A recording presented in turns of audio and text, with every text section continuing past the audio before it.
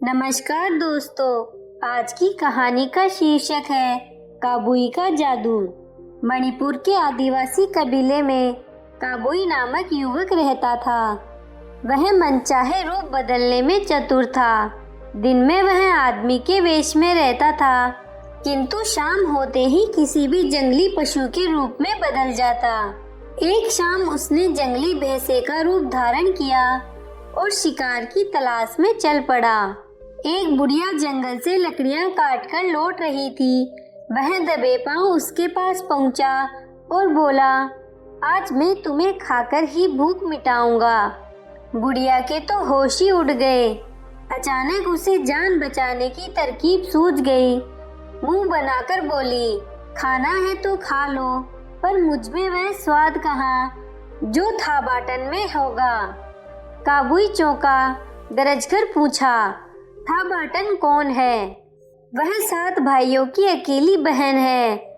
अच्छा भरा हुआ शरीर है, कितना ताजा मांस है। बुढ़िया बोली। काबुई ने बुढ़िया से वादा किया कि था बाटन का पता पाने पर वह उसे छोड़ देगा।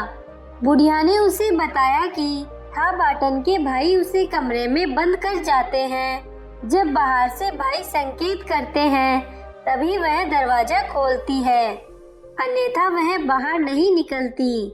कैसा संकेत? काबुई ने पूछा। बुढ़िया ने उत्तर दिया, मैं एक दिन वहां से गुजर रही थी तो मैंने उनकी बातचीत सुनी थी।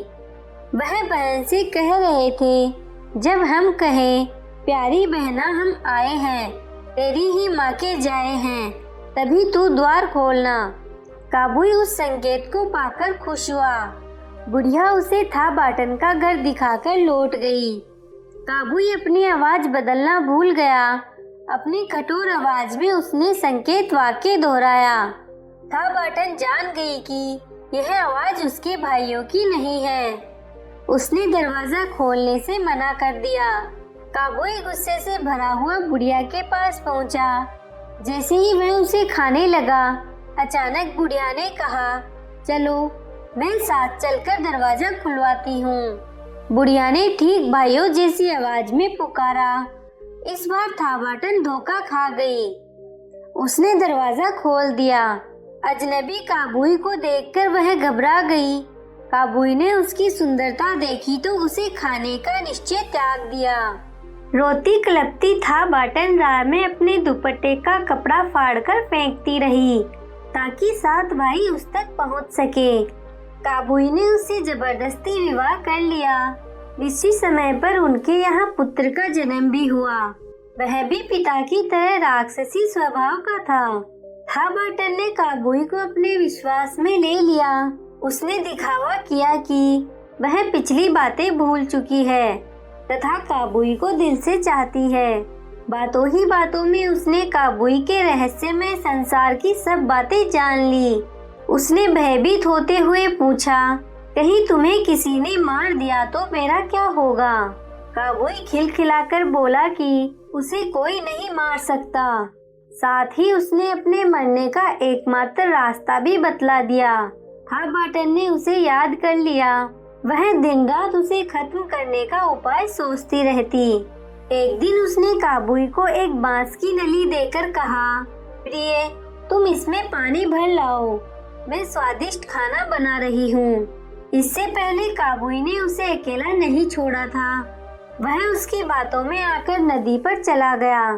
था बाटन ने उसके जाते ही घर की हर वस्तु को तोड़ना फोड़ना आरंभ कर दिया।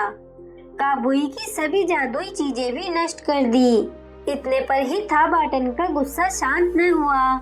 उसने पूरे घर को आग लगा दी। इधर काबुई बांस की नली में पानी भर रहा था। जो ही वह पानी भरता, बांस की नलकी खाली हो जाती।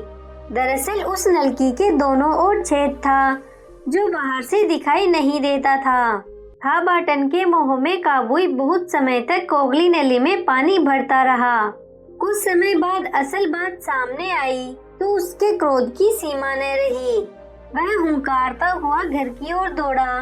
था बाटन ने राक्षस बालक को भी आग में डाल दिया। वह स्वयं काबुई की प्रतीक्षा कर रही थी। काबुई के आते ही उसने उसी के बताए तरीके से उसका वध कर दिया।